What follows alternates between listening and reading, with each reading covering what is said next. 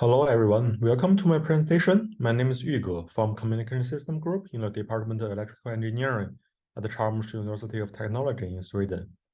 It's my great honor to attend IEEE International Symposium on Joint Communication and Sensing in 2023 and have this presentation.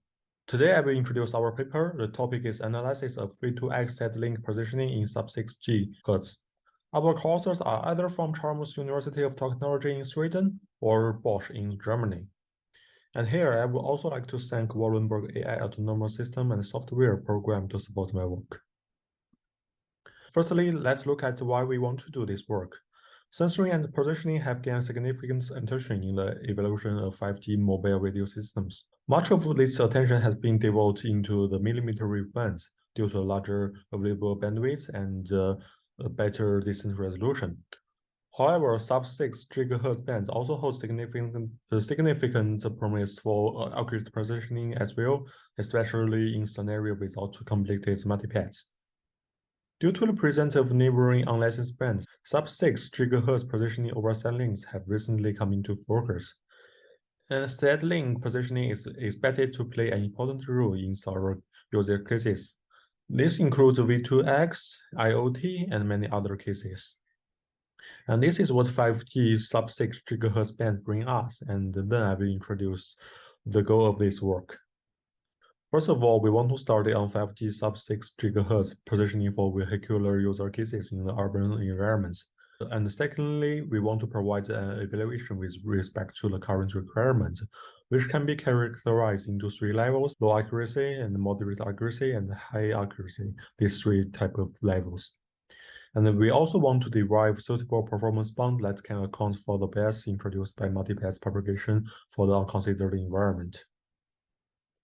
And this is the outline of the rest of this paper. I will firstly go through the problem statement and then the feature information analysis of multipath TOA estimation. And after that, I will briefly introduce the ranging and positioning algorithm, followed by our results and conclusions.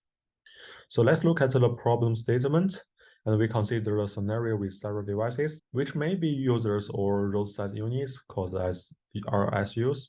Devices are not synchronized. So let's say a device sends signals to another device. Those signals can reach the receiver devices directly, which is called as the live side path. And they can also be bounced by some landmarks and then reach the user, which are non-live side paths. This is what the signal looks like at the receiver side, and this ST is the transmitted signal, and we focus on the OFDM signals in this paper. And this AD is a delay steering vector, which is a function of the time of arrival TOA given by this function here. And this alpha is the complex gain. Suppose the index L equals 0 corresponding to the live side path, and the parameter tau 0, which is the delay, depends on the geometric given by this one. Now, where this C is the speed of light, and B is the clock bias between the transmitter and the receiver. And in contrast to the TDO8-based positioning, where the clock bias is removed by using the synchronized measurement unit. And here we consider a round-trip time-based positioning, where the clock bias can be removed following the bidirectional transmissions. So based on the above models, we consider positioning problems as following. So the first one is called the link level measurement problem, which means from the observations of the received signals, we want to estimate the TOA of the live side path. And the second one is called the relative positioning problem. So that means based on the TOAs, we want to determine the relative position of two devices. And the third one is called the absolute positioning problem. So that means based on the TOAs of one users with respect to several RSUs. So we want to determine the location of the UE in the global coordinates frame. So because everything depends on the link level measurement. So the main focus of this paper is the link level measurement problem, the first one. So this is the problem we want to solve, and then I would like to introduce the feature information analysis. So the feature information theory is a common approach to predict the performance of measurements and the positioning sub-problems. And given an observation model, like R is equal to the mu of eta and kappa and plus n, where this eta are the geometric parameters of interest and the kappa are the nuisance parameters. And the theme of the vector of this is given by this equation, where this part is the gradient matrix. And the film is a positive semi-definite matrix, indicates that the MSEs of an estimator should always be larger than the inverse of the film plus a base term. And it has a form like this matrix, like this formula. The lower bound on the error covariance of any estimator of eta can be simply take the corresponding part of the matrix sigma. Okay. So 3 variants of the film are considered in this paper. The first one is the left side only bound. So in this bound, only the left side term is considered, which is equivalent to having the perfect knowledge of the non-left side parameters. So the lower bound on the error covariance does not require any Bayes term, and it has a property that the IMC is larger than the bound. And this bound is very loose usually. So that's not very useful, as we have 2 optimistic assumptions, like we assume like having the perfect knowledge of non-left side parameters. The second one is called all paths bound, and in this bound, all the multi-path components are retained, so that the delays and angles for all the paths are estimated. It is possible that the film is rank efficient since the paths in the left side resolution cell are not resolvable. So in this case, it's no longer a lower bound; it's more like a upper bound, and the MSE is lower than the bound. So to address the shortcomings of the left side only bound, which is usually too loose, and the all path bound, which is not a lower bound, is like a upper bound, and the pragmatic solution is proposed, which is a weighted average approximation. So, however, strictly speaking, it's not a bound, but it serves a useful approximation of the performance of real estimators. In the weighted average approximation, we collect the indexes of all the paths in the resolution cell of the left side path into set L, like here.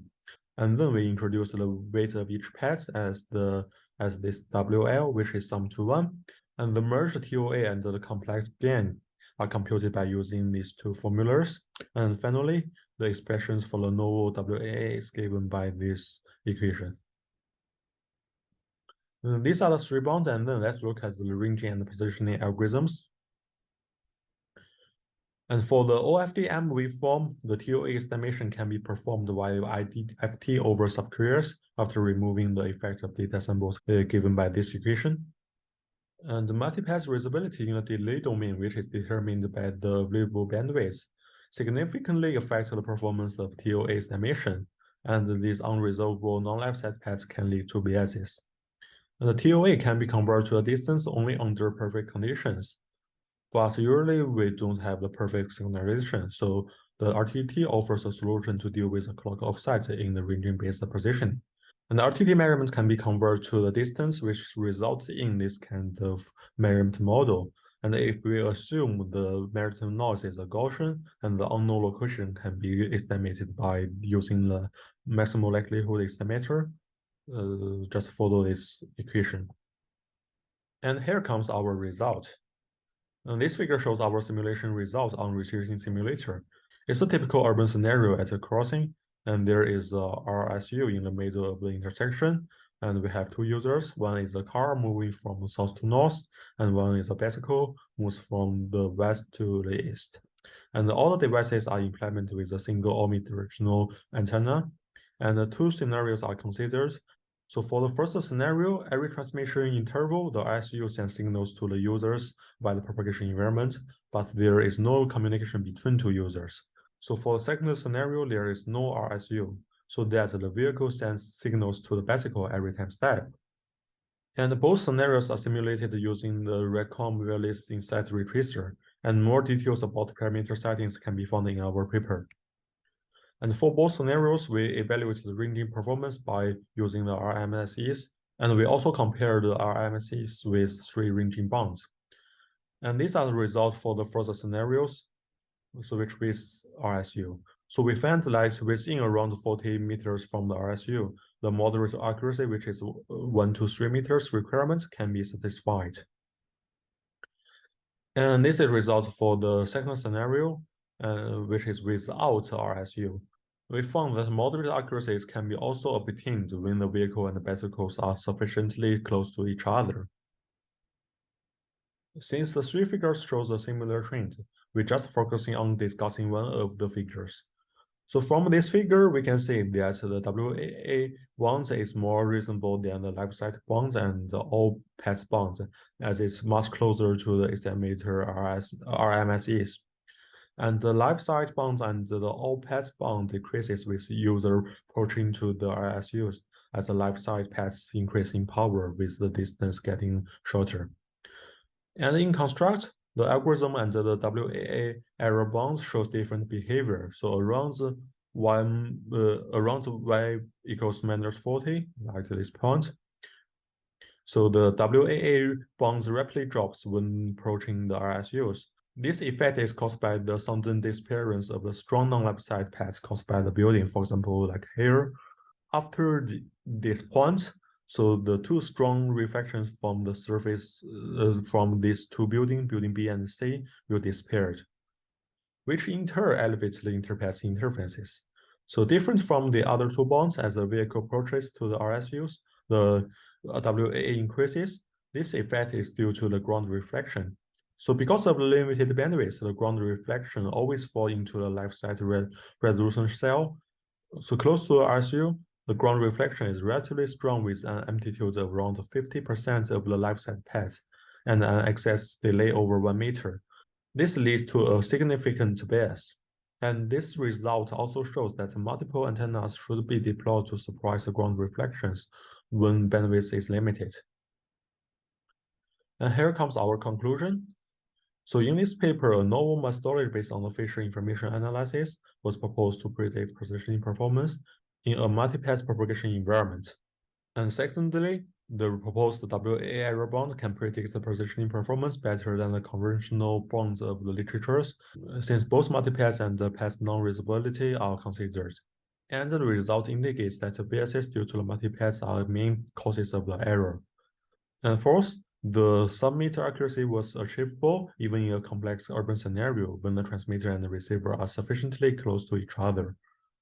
And the last one, the impact of the ground reflection was studied and found to be an important error source. So that's all. Thanks for your attention.